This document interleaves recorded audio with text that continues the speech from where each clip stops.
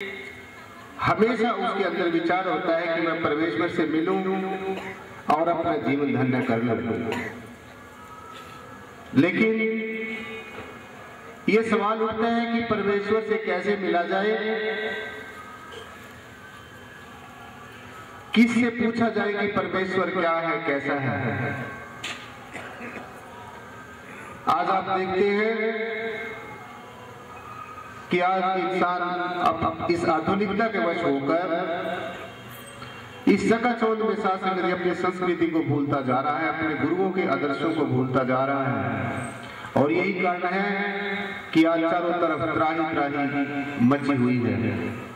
अत्याचार, भ्रष्टाचार, इतना अनाचार और दुराचार, इसका यही कारण है कि हम अपनी संस्कृति को, अपने गुरुओं के आदर्शों को भूलते जा रहे हैं। यह तेरा अवसर, यह तेरी बार, मानुष जन्म दुर्लभ है, होत न बारंबार। भई प्राप्त मानुष देहरिया, गोविंद मिलन की यह तेरी बरिया। तो इसी जन्म में ही हमें आत्मबोध हो सकता है, इसी जन्म में हम परमात्मा के हो सकते हैं और परमात्मा को अपना बना सकते हैं। और कोई जन्म, और कोई जोनी, और कोई समय ऐसा नहीं है सासंग जिसमें हम ये अपनी जन्म जन्मांतरों की जो उलझी हुई हमारी बुद्धि है, उलझी हुई जो हमारी पहेली है, वो इसको सुलझा नहीं सकते। कृष्ण ने अर्जुन को गीता में पावन पवित्र उपदेश देते हुए सासंग जी यही बात कही कि हे अर्जुन, वो इंसान सबसे सौभाग्य वाला है, उस इंसान के भाग्य बहुत अच्छे हैं जिसको यह मानव का शरीर मिल जाता है। और उससे भी अच्छे अर्जुन उस इंसान के कर्म है जिसको ये इंसान का शरीर मिलने के उपरांत कोई ऐसा वक्त का गुरु मिल जाता है, कोई ऐसा कोई रूहानी संत फकीर मिल जाता है जिसकी चरण शरण में जाकर अपने तन से, मन से, वचन से और कर्म से अपने सतगुरु भगवान के आदेश और उपदेश की पालना करके वो अपना जीवन धन्य कर सकता है। और उससे भी ज्यादा वो इंसान भाग्य वाला है जिसको है अर्जुन ये ज्ञान प्राप्त हो जाता है, अर्थात अपने ही स्वरूप का ज्ञान प्राप्त हो जाता है, अपने निज स्वरूप का बोध हो जाता है कि मैं ये शरीर नहीं हूं, मैं एक पावन पवित्र आत्मा हूं और मुझ आत्मा का कभी विनाश नहीं होता।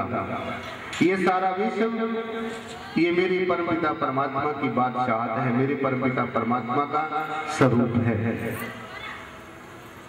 तो जब इंसान को ये बोध हो जाएगा सासंग जी, ये भ्रांति खत्म हो जाएगी इसके मन से, ये डिफरेंस खत्म हो जाएगा कि मैं और परमात्मा अलग है, मैं और आत्मा अलग है।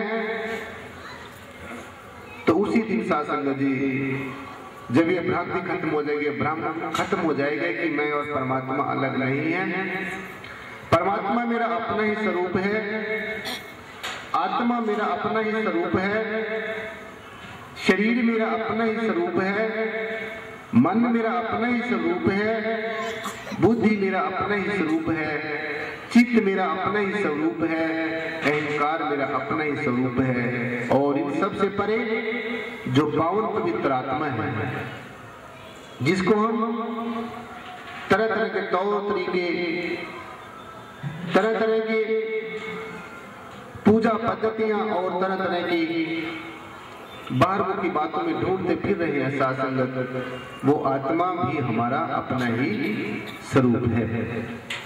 अब ये निर्भर हमारे ऊपर करता है, ये डिपेंड हमारे ऊपर करता है सासंग जी कि हम अपने आप को किस लेवल पर सोचते हैं। क्या हम अपने आप को मात्र ये शरीर सोचते हैं? अगर हम अपने आप को मात्र शरीर सोचते हैं फिर भी हमारा काम नहीं हो सकता, अर्थात फिर भी हमारी सदगति नहीं हो सकती थी। किसी को कोई ऐसा तत्वदर्शी, ब्रह्मनिष्ठ, ब्रह्म के जानने वाला ब्रह्मज्ञानी गुरु मिल गया तो अगर उसके कहे अनुसार उसने अपना जीवन लगाया सासंग जी और वो इंसान इस शरीर के बजाय अपने आप को अगर मन सोचने लग गया फिर भी उसका काम नहीं चल सकता, क्योंकि ये मन ही है जो हमें भटकाता है, ये मन ही है जो हमें संसार के तमाम कर्म धंधों में, संसार के प्रपंच में, संसार के आकर्षण में, आसक्ति में उलझा देता है। ये मन ही है जो हमें सत्संग से, सेवा से और सिमरन से रोकता है। ये मन ही है जो हमें सत्कर्मों से रोकता है। ये मन ही है जो हमें संसार के बातों में और संसार के आकर्षण में लंपट कर देता है। ये मैं आपको मन की पहचान बता रहा हूँ। तो अगर हम ये शरीर की बजाय अपने आप को मन सोच रहे हैं सासंग जी, फिर भी हमारा काम नहीं चल सकता। और मन से जो सूक्ष्म है, जो बुद्धि है, जिससे हम तर्क करते हैं, बहसबाजी करते हैं, एक दूसरे को नीचा दिखाने की कोशिश करते हैं, तो इस लेवल पर भी सासंग जी हमारा उद्धार नहीं हो सकता। तन से, मन से सूक्ष्म जो बुद्धि और बुद्धि से सूक्ष्म जो चित्त है, जिससे हम चिंतन क्या करते हैं, किसी भी चीज का चिंतन, तो यहां पर भी चिंतन जब हम संसार में करेंगे फिर भी हमारा काम नहीं चल सकता। अर्थात तन से, मन से, बुद्धि से, चित्त से जो सूक्ष्म अहंकार है, अहम है, अगर हम इसके वशीभूत हो गए, इसने हमारे ऊपर अपना शिकंजा जमा लिया, अहम ने, अहंकार ने। और आमतौर पर सासंग जी ऐसा होता है कि सूक्ष्म से सूक्ष्म रूप से अहम ये कहीं ना कहीं अपने संगुल में जरूर फंसा लेता है और ये जीव स्लिप हो जाता है। अगर अहम से परे सासंग जी जो आत्म तत्व है, जिसके लिए हम संसार में आए हैं, और यही हमारे जीवन का प्रयोजन है, इसी प्रयोजन के लिए हम संसार में आए हैं, इसी काम के लिए हम संसार में आए हैं कि हम जाने कि हम ये शरीर नहीं है। इस शरीर के अंदर जो मन है, क्योंकि ये भी बदलता रहता है, चित्त भी बदलता रहता है, बुद्धि भी बदलती रहती है। सो जो चीज बदलती रहती है वो आप नहीं है, और जो चीज इससे विपरीत बदलती नहीं है, जैसे अभी आपको अपने महापुरुष मौजी जी जो यहाँ के निराकरी जागृत मिशन के प्रभारी हैं, प्रमुख हैं, जिन्होंने अपने सहयोगियों के साथ सासंग जी और यहाँ के जो रहने वाले हैं इस एरिया के, उनके सहयोग से ये जो परमेश्वर की चर्चा सुनने और सुनाने का हम सबको मौके का जो सौभाग्य प्राप्त हुआ है सासंग जी, अभी आपको वो यही बात बता रहे थे कि ये सारी बातें सहयोग से ही होती है। तो अगर हम अपने आप से ही सहयोग करें, अपने आप को ही पहले ठीक डायरेक्शन में सासंग जी लाएं, तो मेरा ऐसा मानना है कि हर एक इंसान सुख से और चैन से इस संसार में जी सकता है। हर एक इंसान परमेश्वर का दर्शन दीदार कर सकता है। हर एक इंसान परमात्मा को अपना बना सकता है और परमात्मा का बन सकता है।